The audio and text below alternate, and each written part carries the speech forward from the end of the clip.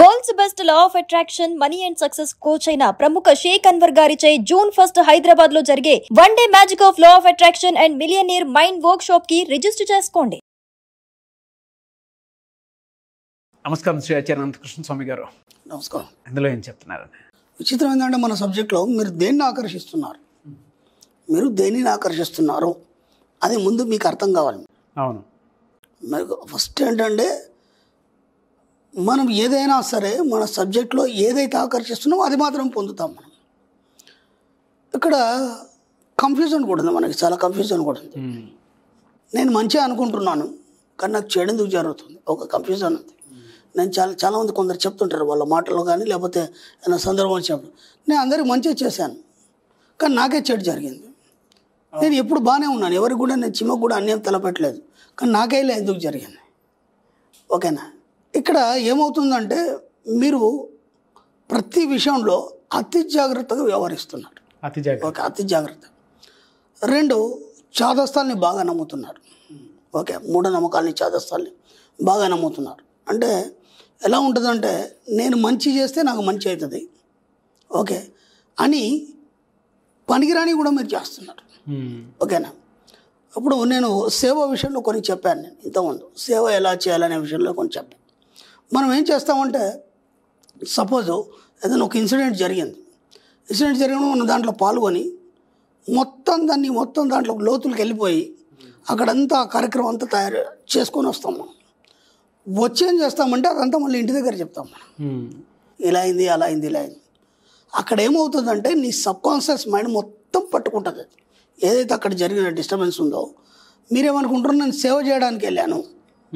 ఓకేనా? ఏమనుకుంటున్నారు మీరు, నేను సేవ చేయడానికి వెళ్ళాను, నేను మంచిగా చేస్తున్నాను. కానీ అక్కడ ఉన్న నెగిటివ్ అంతా మిమ్మల్ని పట్టుకుంటాను, మీ మైండ్కి పట్టుకుంటాను, మీ సబ్కాన్షియస్ మైండ్ పట్టుకుంటాను, మీకు తెలియదు అది. అప్పుడు ఏమవుతుందంటే మీ జీవితంలో మళ్ళీ అలాంటి నెగిటివ్ జరగడం అవుతుంది. ఓకే. ఇప్పుడు ఏమనుకుంటున్నారు మీరు, మీ యొక్క దేన్ని అయితే ఆకర్షిస్తున్నారో మీకు ముందు తెలియాలి. మీరు ఏమనుకుంటారు, నేను మంచి చేస్తున్నా అనుకొని ఆ నెగిటివ్ని మీకు మీరే ఆపాదించుకుంటున్నారు. అవును, అర్థమవుతుందా? ఇక్కడ చాలా జాగ్రత్తగా ఉండాలి. ఓకే. ఈ విషయంలో చాలా జాగ్రత్త ఉండాలి. ఇలా చాలా విషయాల్లో అప్పుడు నేను చాలా బాధలో ఉన్నారండి, నేను చాలా హెల్ప్ చేశాను. ఓకేనా? నేను తప్పేం చేయలేదు కదా, వాళ్ళు బాధలో ఉన్నారు, నేను హెల్ప్ చేశాను. ఇప్పుడు వాళ్ళు నాకు డబ్బులు ముంచేసి వెళ్ళిపోయారు, నేనేం చేయాలి, నేను తప్పు చేయలేదు కదా. ఓకే, నీ కెపాసిటీ ఎంత ముందు నువ్వు ఆలోచించుకోవాలి. ఆ హెల్ప్ చేసేది నీ కెపాసిటీ ఎంత, వాళ్ళు ఎంతవరకు కరెక్ట్ అనేది నువ్వు గుర్తించాలి. వాళ్ళు ఎంతవరకు కరెక్ట్ అనేది నువ్వు గుర్తించాలి. వాళ్ళు ఎంతకాలంగా నీకు తెలుసు. సపోజ్ నువ్వు ఇచ్చిన తర్వాత మళ్ళీ వీళ్ళు ఇచ్చే కెపాసిటీలో ఉన్నారా లేదా, అది ఇవన్నీ ఏమీ లేదు. వచ్చేసారు, గట్టిగా ఏడ్చేశారు, నువ్వు తప్ప ఇంకా వెళ్ళాడు అన్నాడు, నువ్వు ఏదో గొప్పవాళ్ళలాగా ఫీల్ అయిపోయి ఏదో చేసి నీ దగ్గర లేకపోయినా ఇంకా అక్కడెక్కడ సర్దుకొని తీసుకొచ్చి వాళ్ళకి ఇచ్చేస్తాను. ఇప్పుడు ఏమైపోయింది, వాళ్ళకి ఏదైతే పరిస్థితి వచ్చిందో నీకు అదే పరిస్థితి వచ్చింది. ఇప్పుడు ఎందుకంటే నీ దగ్గర లేదు, అడిగేవాడు ఊరుకోడు, ఇప్పించావు నువ్వు, ఇప్పుడు ఎంత ప్రాబ్లం ఎదుర్కొన్నావు. అవును. చాలా దగ్గర కన్ఫ్యూజ్ అవుతున్నారు జనాలు. ఏంటంటే ఇక్కడ నేను మంచిగా చేశాను కదా, నాకెందుకు ఇలా అవుతుంది, నేను మంచిగా చేశాను నాకెందుకు ఇలా అవుతుంది అంటే మీరు దేన్ని ఆకర్షిస్తున్నారు. ఇప్పుడు అతని బాధను మీరు తీసుకొని అతని బాధను మీరు క్లియర్ చేస్తున్నాను అనుకునే విషయంలో మీకు తెలియకుండా వాళ్ళ యొక్క బాధని మీ సబ్కాన్షియస్ మైండ్ తీసుకోండి. అవును, ఇప్పుడు అర్థమైందా? ఎందుకంటే మీరు దాన్ని ఫీల్ అయ్యారు. ఇప్పుడు మీరు దాన్ని ఫీల్ కానప్పుడు నాతో కాదు, సింపుల్గా నేను చేయలేను, అయిపోయింది. ఇక వాళ్ళ యొక్క బాధ మీ ఫీలింగ్ అనేది ఏం అక్కడ సంబంధం లేదు. వాళ్ళ పని వాళ్ళు చేసుకుంటారు, లేకపోతే ఇంకేదైనా దారి చూసుకుంటారు. కానీ ముందు వాళ్ళ స్టోరీ వినడానికి మీరు ప్రశాంతంగా కూర్చుంటారు కదా 15 నిమిషాలు, అది తప్పు. అది ఏం చేస్తుందంటే అది మొత్తం మీ సబ్కాన్షియస్ మైండ్ తీసుకుంటారు. వాళ్ళ స్టోరీ ఎక్కడెక్కడ ఏమైంది, ఎందుకు ఏమైంది, వాళ్ళు చెప్పిందంతా వింటారు. ఇప్పుడు ఏమైపోతుంది, మీ సబ్కాన్షియస్ మైండ్ కూడా జాలిపడడం అనేది మొదలవుతుంది. మీకు తెలియకుండానే జాలిపడి వాళ్ళకి హెల్ప్ చేయడం జరుగుతుంది. అక్కడ మీరు ఫెయిల్ అయిపోతారు. ఇక్కడ మీరు మంచిగా చేశారు, ఇప్పుడు బయటికి చెప్పుకోవడానికి వినడానికి కూడా ఆయన ఏం తప్పు చేశాడు, మంచిగా చేశాడు కదా. ఇలా ప్రతి దగ్గర కూడా మీ సబ్కాన్షియస్కి మీరు నెగిటివ్ని పట్టిస్తున్నారు. అవును, ఓకేనా? అందుకే నేను 100,000 సార్లు చెప్పాను. మీకు ఏం చెప్పానంటే ఒక సేవ అనేది ఎలా చేయాలి. అప్పుడు మీరు సమాజ సేవ చేయాలన్నాను. సమాజ సేవ చేయాలంటే మీరు వెళ్ళి అక్కడ కూర్చొని వాళ్ళకి అవన్నీ ఇచ్చేసి, ఇప్పుడు ఒక అనాథాశ్రమానికి వెళ్ళారు, వెళ్ళగానే అనాథాశ్రమం అంటే తల్లిదండ్రులు లేని పిల్లలు ఉంటారు మనకి. ఓకేనా? వాళ్ళ ఫీలింగ్స్ కానీ వాళ్ళు పడిన బాధలు కానీ అవన్నీ చూస్తుంటే మన హృదయం ద్రవిస్తుంది. అవును. ఓకేనా? ద్రవించినప్పుడు ఏమవుతుందంటే అది మీ సబ్కాన్షియస్ మైండ్ పట్టుకుంటుంది. ఓకేనా? దాని బదులుగా మీరు ఏం చేయాలి? ఒక అర్బన్ హౌస్కి మీరు అమౌంట్ పంపించండి. నీట్గా చెప్పాను నేను. ఒక గోసేవకు కానీ లేకపోతే వాటికి కానీ ఏదైనా సరే సేవ చేయాలనుకుంటే ఏం చేస్తారు? దాని నెంబర్ ఉంటుంది, నెంబర్ సెర్చ్ చేయండి. నెంబర్ సెర్చ్ చేసి దానికి అమౌంట్ పంపించండి.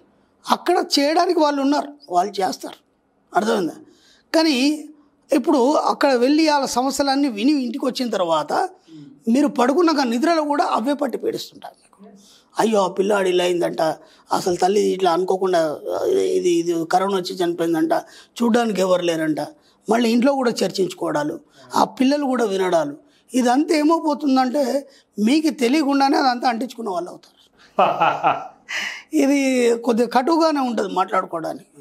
కాబట్టి దేంట్లో కూడా మీరు ప్రత్యక్షంగా పాల్గొనకండి.